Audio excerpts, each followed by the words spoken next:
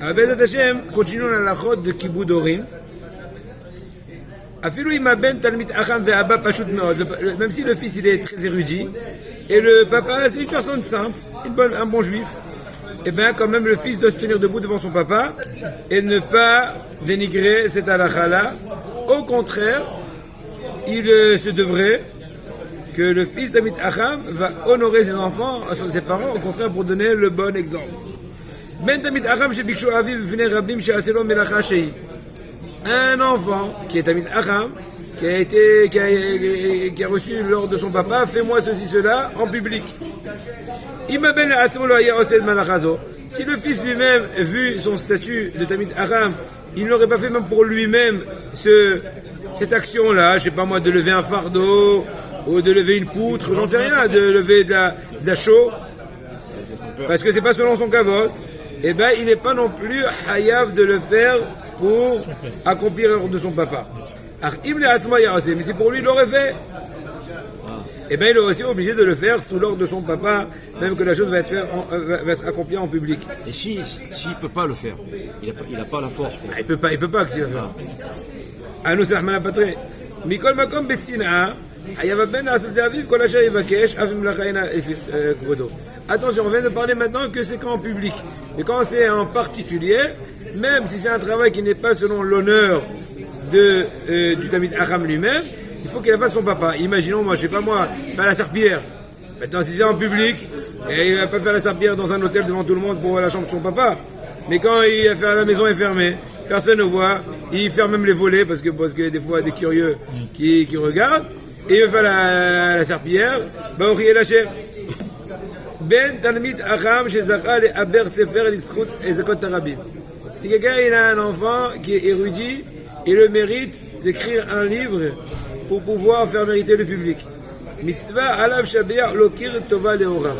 C'est une mitzvah spéciale, une occasion extraordinaire de profiter pour venir honorer ses parents de par le fait de la publication de son livre. Et dans l'introduction, les remercier pour leur bonne éducation. Vegia Adalom, et grâce à leur bonne éducation, il a pu arriver à ce stade-là de pouvoir écrire des livres. Même si, imaginons, ses parents n'étaient pas si érudits. Donc, tu es en train de, à la rigueur, un peu de te moquer ou de dire n'importe quoi. Non.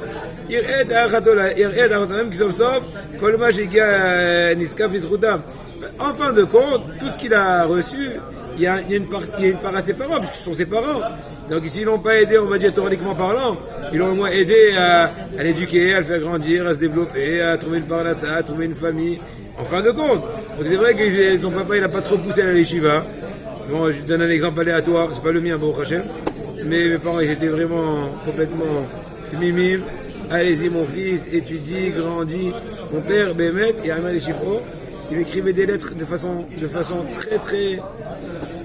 très périodique. Et il me disait, on est fiers que tu es là, Yeshiva. Pour nous, c'est un honneur. On est, etc. Donc, c'est des paroles qui encouragent, qui te donnent de l'essence.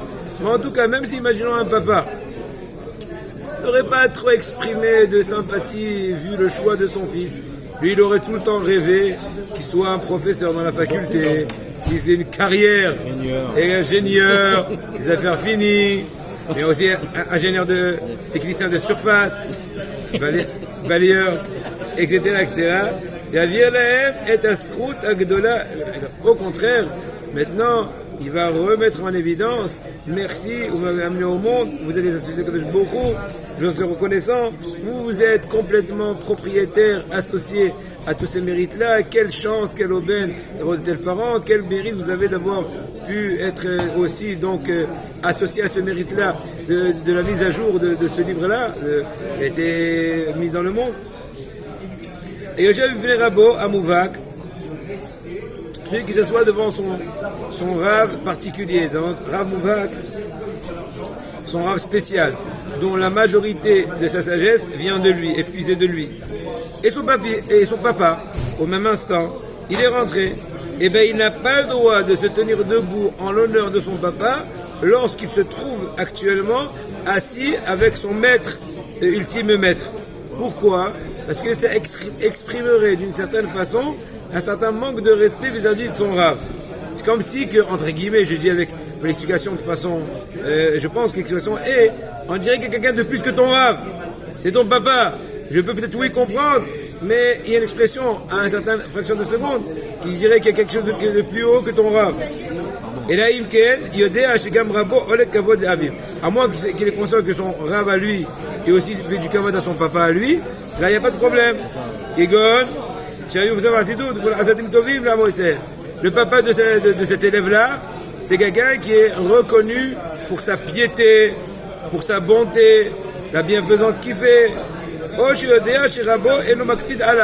Mais il sait que son maître n'est pas scrupuleux vis-à-vis de lui. Im Yakum les Aviv. Il n'est pas scrupuleux s'il se lève pour son papa.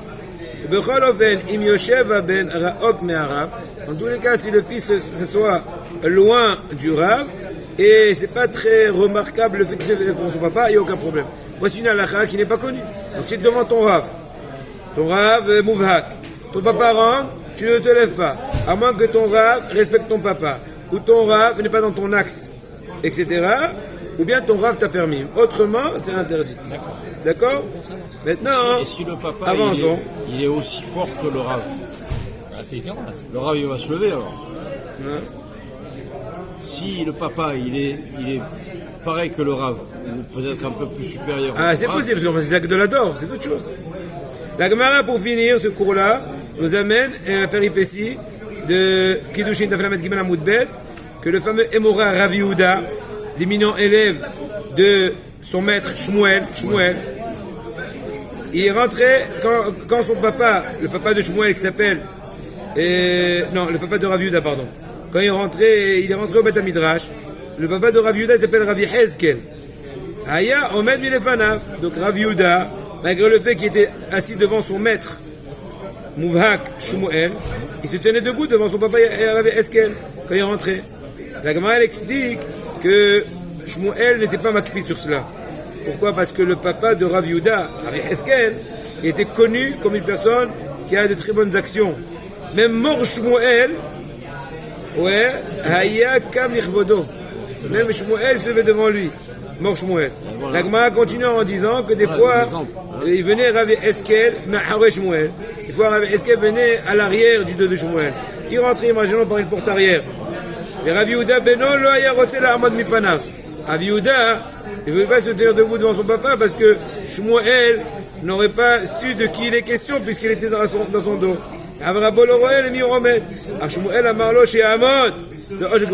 Shmuel lui a donné une autorisation perpétuelle. Il dit, chaque fois que ton papa il vient, tu te lèves. Donc si je te verrai lever, même si je n'ai pas de rétroviseur, je vais comprendre que c'est ton papa. Bonne journée.